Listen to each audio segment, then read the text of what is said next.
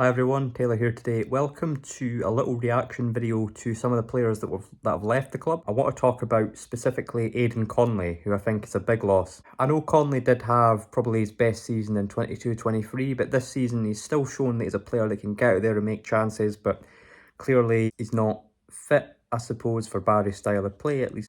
And I don't know, I'm slightly disappointed about this. I know that summer's only just started, transfer window's only just opened, but or I don't even know if it has opened, to be honest with you, but you're kind of sat there going, we've pretty much lost our strike force at this point. If Jamie Gullen leaves as well, we have lost we've lost our main front. We've lost a decent sort of main front three that we could have had there, in my opinion.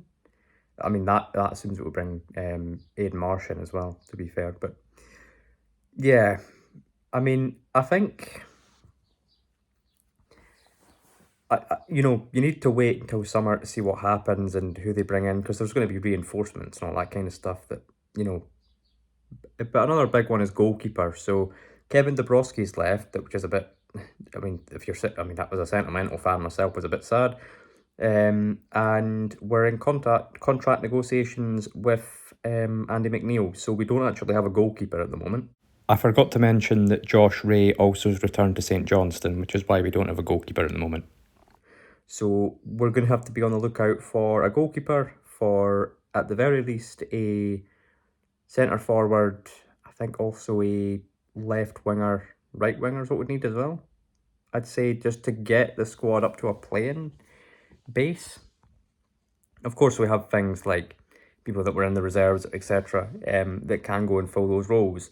But you need to kind of get that core team ready for pre-season rather than, in the middle of it, in my opinion. Another big bit of news was that Sam Stanton got a contract. I know there was some controversy with him a while ago about going on a loan move to, was it Arbroath, wasn't it? Something along the lines that he didn't seem to like the atmosphere of the club, but I don't know if any of that was official or not, because it all seemed to be rumours. I don't know. I don't know if it's the case that we're just signing him on to sell him off, if those rumours are true, or if they aren't true and we're planning to bring him back into the squad. I don't know why you'd sign a player and not plan to use him.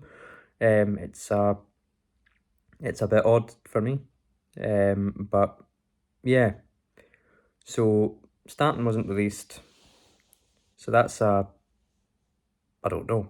It's a good thing or a bad thing, depending on your opinion. I thought he was a pretty decent player, but if those rumours are true, I don't know if it would be a good idea for him to stay at the club if he doesn't want to be there.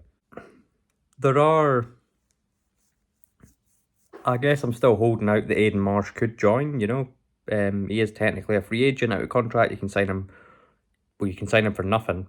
But someone said something to me in a Raith WhatsApp chat last night where, what if Marsh doesn't want to come because he has only played, the last 10-15 minutes of games. He's not actually had a full match first team appearance yet.